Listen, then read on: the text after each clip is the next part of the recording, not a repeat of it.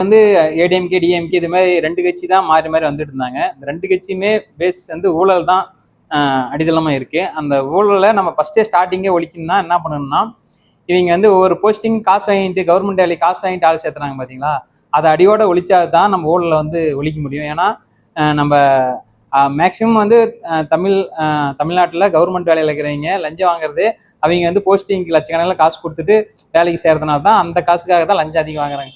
நேர்மையாக ஒருத்தன் படிச்சுட்டு ஒரு விஓஓ இது மாதிரி வரீங்க யாருமே லஞ்சம் வாங்குறதில்ல, வாங்கவும் தோணாது. ஏன்னா அவங்க படிச்சுட்டு ஒழுங்காக மார்க் இது பண்ணிட்டு வரானுங்க, மக்கள் நல்லது செய்யணும்னு வராங்க. அவங்க மேக்சிமம் ஒரு 75% லஞ்சம் வாங்குறதுக்கு வாய்ப்பு இல்லை.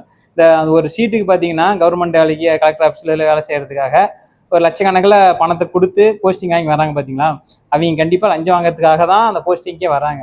தயவு செஞ்சு நம்ம மாண்புமிகு முதல்வர் அவர்கள் இந்த கஷ்டப்பட்டு படித்து group 4 group 5 group 4 group 2 group 1 படித்து வரவங்களுக்காக அவங்கள வந்து காசு வாங்கிட்டு போஸ்டிங் கொடுக்காம, அது மாதிரி நடக்குது, நிறைய இடத்துல நடக்குது, இல்லைன்னு மறுக்க முடியாது, இல்லைன்னு சொல்லுவாங்க. ஆனால் கண்டிப்பாக காசு வாங்கிட்டு தர கலாச்சாரம் 2 ஆட்சியிலும் இருந்திருக்கு. இந்த ஆட்சியில் அது தவிர்த்தால் மட்டுமே நம்ம ஒரு தூய சக்தி ஆட்சி வரும்னா படித்த இளைஞர்களுக்கு வேலை கிடைக்கணும். அது மாதிரி இப்போ நான் எங்கள் அப்பா பார்த்தீங்கன்னா கவர்மெண்ட் வேலை இருந்தால் அவங்க பையனை கவர்மெண்ட்டில் வேலை வைக்கிறதுக்காக என்ன வேணாலும் பண்ணி பணம் கட்டி வேலை சேர்த்துடுறாங்க.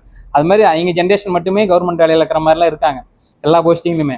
அந்த கலாச்சாரத்தை முறியடிச்சிட்டு ஒரு குடும்பத்தில் அவங்க கஷ்டப்பட்டு வரானா ஒரு தலைமுறையில் ஒரு கவர்மெண்ட் எம்ப்ளாயி இருந்தானே அந்த குடும்பமே நல்லாயிருக்கும், அவங்க குடும்பமே பொழைச்சிக்கும்.